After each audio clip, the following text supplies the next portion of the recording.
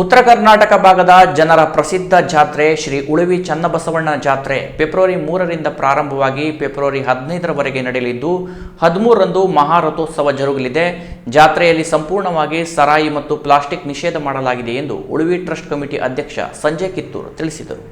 ಜೋಯಿಡಾದ ಉಳುವಿಯಲ್ಲಿ ನಡೆದ ಪತ್ರಿಕಾಗೋಷ್ಠಿಯಲ್ಲಿ ಮಾತನಾಡಿದ ಉಳುವಿ ಟ್ರಸ್ಟ್ ಕಮಿಟಿ ಅಧ್ಯಕ್ಷರಾದ ಸಂಜಯ್ ಕಿತ್ತೂರ್ ಅವರು ಜಾತ್ರೆಯ ವಿಶೇಷತೆ ಮತ್ತು ವ್ಯವಸ್ಥೆ ಬಗ್ಗೆ ತಿಳಿಸಿದರು. ಟ್ರಸ್ಟ್ ಕಮಿಟಿ ಉಪಾಧ್ಯಕ್ಷ ಪ್ರಕಾಶ್ ಕಿತ್ತೂರು ಮಾತನಾಡಿ, ರಥೋತ್ಸವದ ದಿನ ಕರ್ನಾಟಕ ರಾಜ್ಯ ಆಡಳಿತ ಸುಧಾರಣಾ ಆಯೋಗದ ಅಧ್ಯಕ್ಷರಾದ ಆರ್.ವಿ. ದೇಶಪಾಂಡೆ, ಎಂಎಲ್ಸಿ ಗಣಪತಿ ಉಳುವೇಕರ್, ಜಿಲ್ಲಾಡಳಿತ, ಜಿಲ್ಲಾ ಪಂಚಾಯತ್ ಹಾಗೂ ತಾಲೂಕು ಆಡಳಿತ ಭಾಗವಹಿಸಲಿದೆ. ಜಾತ್ರೆಗೆ ಬರುವ ಜನರಿಗೆ ಕುಡಿಯುವ ನೀರಿನ ವ್ಯವಸ್ಥೆ ಉಳುವಿ ಪಂಚಾಯತ್ ಮತ್ತು ನಮ್ಮ ಟ್ರಸ್ಟ್ ಕಮಿಟಿ ವತಿಯಿಂದ ಮಾಡಲಾಗಿದೆ. ಮುಖ್ಯವಾಗಿ ಜಾತ್ರೆಗೆ ಹೆಚ್ಚಿನ ವಾಹನಗಳು ಬರುವುದರಿಂದ ಕಡಗರಣೆ ಮೈದಾನ ಮತ್ತು ಉಳುವಿ ಗದ್ದೆಯಲ್ಲಿ ವಾಹನದ ಪಾರ್ಕಿಂಗ್ ವ್ಯವಸ್ಥೆ ಮಾಡಲಾಗಿದೆ. ಎಲ್ಲಾ ವಾಹನಗಳಿಗೆ ಮುಖ್ಯವಾಗಿ ಟ್ರ್ಯಾಕ್ಟರ್ಗಳಿಗೆ ರೇಡಿಯಂ ಬಳಸಬೇಕು. ಅಲ್ಲಲ್ಲಿ ತಾತ್ಕಾಲಿಕ ಶೌಚಾಲಯ ನಿರ್ಮಾಣ ಮಾಡಲಾಗುತ್ತದೆ. ಜಾತ್ರೆಯಲ್ಲಿ ಯಾರು ಬೆಲೆ ಬಾಳುವ ಬಂಗಾರ ಹಾಗೂ ಇನ್ನಿತರ ವಸ್ತುಗಳನ್ನು ಧರಿಸಿ ಬರಬೇಡಿ.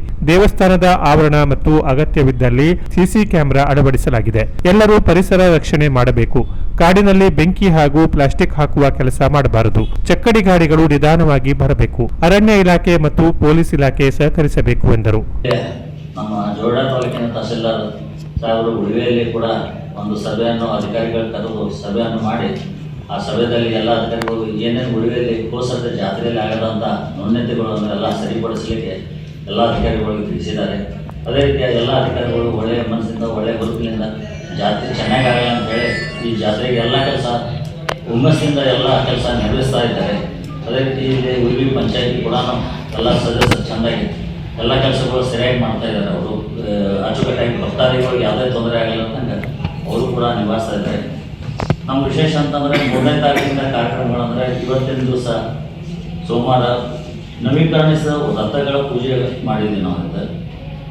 ಈ ಸಂದರ್ಭದಲ್ಲಿ ಉಳುವಿ ಗ್ರಾಮ ಪಂಚಾಯತ್ ಅಧ್ಯಕ್ಷ ಮಂಜುನಾಥ್ ಮುಕಾಶಿ, ಟ್ರಸ್ಟ್ ಕಮಿಟಿ ಸದಸ್ಯರಾದ ವೀರೇಶ್ ಕಂಬಳಿ, ಪ್ರಧಾನ ಅರ್ಚಕ ಕಲ್ಮಠ ಶಾಸ್ತ್ರಿ ಇದ್ದರು.